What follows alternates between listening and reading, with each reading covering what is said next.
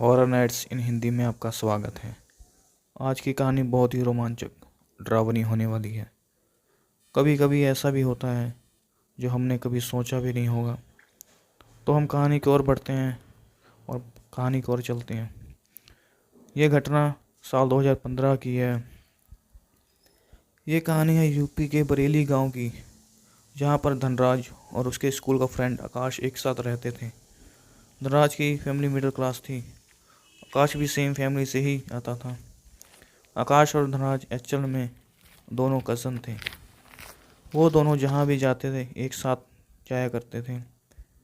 Basically जैसे कहीं घूमने जाना हो पार्क में, एक साथ मतलब एक ही एज के टीनेजर थे। जैसे स्कूल कहीं घूमने जाना हो फिर कहीं और, दोनों साथ में जाया करते। अच्छी मतलब अपनी कज़न ब्रदर थे, लेकिन मतलब बेस्ट फ्रेंड की तरह रहा करते थे। अपने फ्रेंड के घर एक बार जाया करते थे। कई बार वो दोनों एक ही क्लास में थे, एक ही सेक्शन में। उस टाइम उनको फाइनल एग्ज़ाम चल रहा था। आकाश और धनराज के पास मैथ्स के नोट्स नहीं थे। तो शाम हो गई थी। अगले दिन पेपर था। सारा दिन वैसे ही बीत चुका था। उनको टेंशन थी कि अब नोट्स किससे लें। फिर उन्होंने सोचा विक्रम कब काम आएगा। विक्रम विक्रम क्लास का एक टॉपर था। पढ़ाई में अच्छा खासा था। रात के 9 बज रहे थे। खाना खाने के बाद उन्होंने विक्रम को कॉल किया। विक्रम ने फ़ोन उठाया, बोला हाँ भाई क्या बात है, पेपर की तैयारी कर ली क्या नहीं। धनराज बोला यार विक्रम भाई एक काम था भाई, मैथ्स के नोट्स चाहिए, आज के लिए दे दे भाई, कल ले लेना। विक्रम बोला भाई यार कैसे मैं दूँ यार, मेरे को खुद पेपर की टेंशन, मैंने अभी कुछ नहीं किया। आकाश बोला देख ले भाई यार, फिर तेरी हेल्प नहीं हम करेंगे यार। विक्रम विक्रम मान गया, बोला आ जाओ कोई बात नहीं, आ जाओ यार घर आके ले जाओ। धनराज और आकाश बोला ठीक है भाई आ रहे हैं। उनके पास उस टाइम अपने कोई पर्सनल फ़ोन नहीं था। कॉल अपने मम्मी के फ़ोन से ही करते थे। बेसिकली घर पे फ़ोन हुआ करता था, इसलिए वो साइकिल से विक्रम के घर निकल पड़े। विक्रम का घर उनके घर से करीब पौना 1 घंटा की दूरी पर ही टाउन में था। दोनों साइकिल पर बैठ के बातें करते जा रहे थे।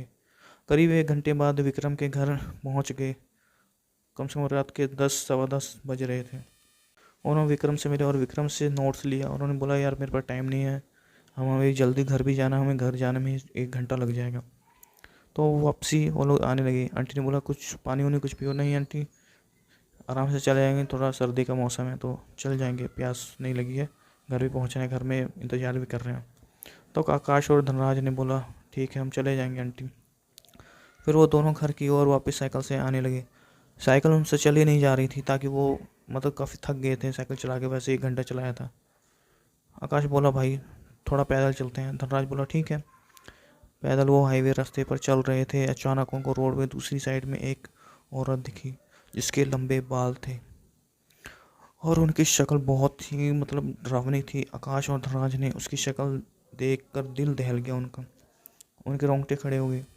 दोनों तेजी से इतने तेज मतलब चले कर भागे ना, इतनी तेज साइकिल चला के घर घर जाकर ही साइकिल दोनों उतरे और घर में बैल बजाने लगे बार बार कि जल्दी खोलो, कहते मम्मी मम्मी, जल्दी आवाज़ लगाने लगे।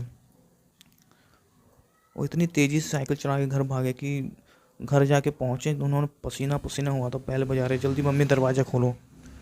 फिर उनको इतना पसीना आ रहा था, फरवरी के महीना था, गर्मी गर्मी से हो गए थे। आकाश की मम्मी ने गेट खोला, अंदर जाकर हाफने लगे वो लोग। आकाश की मम्मी ने पूछा कि क्या हो गया, रात के 11-12 बजने वाले हैं, 11:30 12 बज रहे हैं, अभी अभी आ रहे हो, कहाँ गए थे तुम। धनराज ने सारी बात बताई कि रास्ते में हम दोनों एक साथ, हमारे साथ ऐसे ऐसे हुआ। उसकी मम्मी ने उन दोनों को ही इतना डांटा। अगले दिन स्कूल में दोनों विक्रम को भी बताया कि भाई कल ऐसा ऐसा हुआ था, हमने रास्ते में एक ऐसी औरत देखी थी भाई, तब से वो रात से घर से बाहर नहीं निकलते। अब उसके बाद उनको कोई ऐसी औरत नहीं दिखाई दी। अब वो दोनों अपनी आगे की पढ़ाई के लिए दिल्ली में रह रहे हैं। ये कहानी कैसी लगी मुझे ज़रूर बताना। मिलता हूँ एक और नई कहानी के साथ, तब तक के लिए नमस्कार। अपने भाई को सपोर्ट करते रहना, चैनल को सब्सक्राइब करें। वीडियो को लाइक करें, शेयर करें। मिलता हूँ। Okay, thank you.